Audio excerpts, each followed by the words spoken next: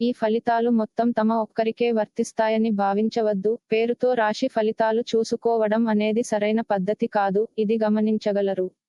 సరైన పుట్టిన తేదీ మరియు సరైన జన్మ సమయం ఆధారంగా వ్యక్తిగత జాతక పరిశీలన చేపించుకొనుటకు ఉత్తమం. అనుభవజ్ఞులైన జ్యోతిష పండితులను సంప్రదించి వారికి దక్షిణ, తాంబూలాదులనిచ్చి మీ జాతక వివరాలను, తరుణోపాయాలను అడిగి తెలుసుకుని శుభ ఫలితాలను పొందగలరు.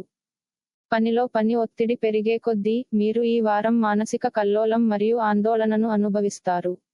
ఈ కారణంగా చిరాకు మీ స్వభావంలో కూడా కనిపిస్తుంది.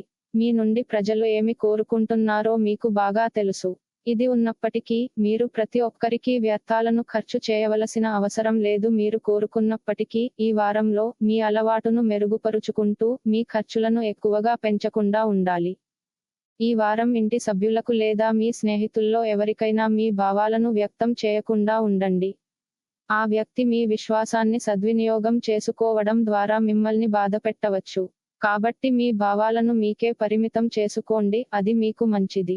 ఈ వారం మీరు కొంతకాలంగా చాలా ఒంటరిగా ఉన్నట్లు అనిపిస్తుంది. ఈ సమయంలో మీ సహోద్యోగులు సహాయం చేయగలరు. కానీ వారి నుండి ఎక్కువ ఆశించవద్దు, ఎందుకంటే వారు మీకు పెద్దగా సహాయం చేయలేరు. మీరు పోటీ పరీక్షలలో విజయం సాధించాలనుకుంటే, మీరు ఈ సమయంలో కష్టపడాలి. ఎందుకంటే ఈ సమయంలో మీ కృషి యొక్క మంచి ఫలితాల మొత్తాన్ని మీరు చూడవచ్చు.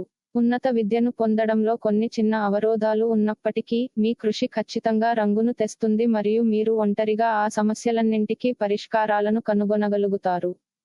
చంద్రునికి సంబంధించి 12వ ఇంట్లో రాహువు ఉండటం వల్ల కార్యాలయంలో పని ఒత్తిడి పెరుగుతుంది. ఈ వారం మీరు మానసిక క్షోభను, ఆందోళనను అనుభవిస్తారు. చంద్రునికి సంబంధించి శని 11వ ఇంట్లో ఉంచడం వల్ల మీరు ఎదుటి సహోద్యోగులకు సహాయం చేయగలుగుతారు.